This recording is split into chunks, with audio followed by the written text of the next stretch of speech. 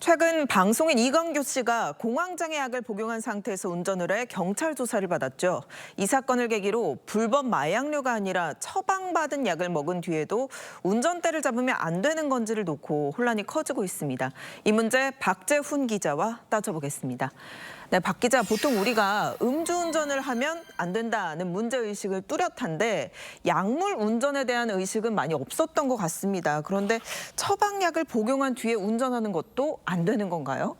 네, 경찰이 실시한 간이 약물 검사에서 양성 반응이 나오자 국립과학수사연구원이 정밀 검사를 했는데요.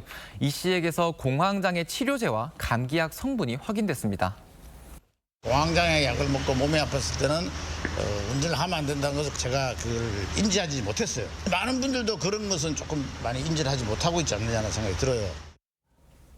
정상적으로 처방받은 약물이라도 도로교통법 위반에 해당할 수 있기 때문인데요. 도로교통법 제45조에 따르면 과로나 질병 또는 약물 등의 영향으로 인해 정상적으로 운전하지 못할 우려가 있는 상태에선 운전하면 안 된다고 돼 있습니다.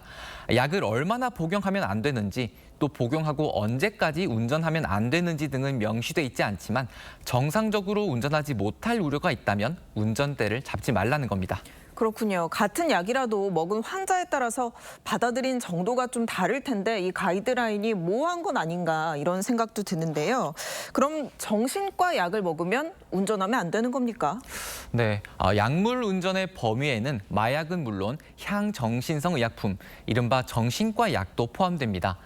경찰청에 따르면 약물 운전으로 인한 운전면허 취소 건수는 2015년 53건에서 지난해 134건으로 2배 이상 급증했습니다. 내년 4월부터는 처벌 수준도 5년 이하 징역이나 2천만 원 이하 벌금으로 강화될 예정입니다.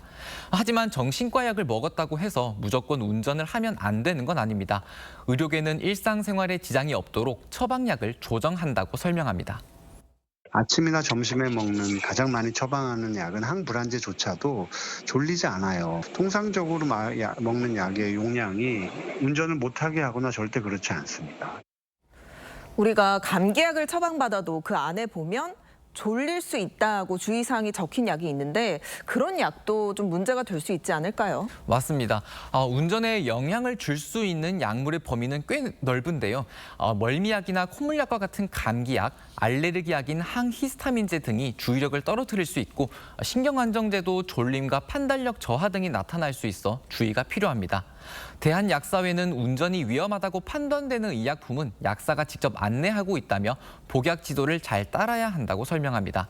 식품의약품안전처가 운영하는 의약품 안전나라를 통해서도 운전 주의 여부를 확인할 수 있습니다. 네, 약과 함께 먹으면 안 되는 음식도 있습니까? 네, 약뿐만 아니라 카페인 음료도 조심하실 필요가 있습니다. 네. 너무 많은 카페인 섭취는 신경 과민이나 심장 두근거림 증상으로 운전 시 집중력을 떨어뜨릴 수 있는데 특히나 종합감기약이나 소염 진통제와 함께 먹을 경우 현기증 등의 부작용까지 일으킬 수 있습니다. 네, 약을 먹었을 때 본인 스스로 운전할 수 있는 상태인가를 판단하고 보다 근본적으로는 또 약물 운전에 대한 기준 마련도 필요해 보입니다. 박 기자 잘 들었습니다.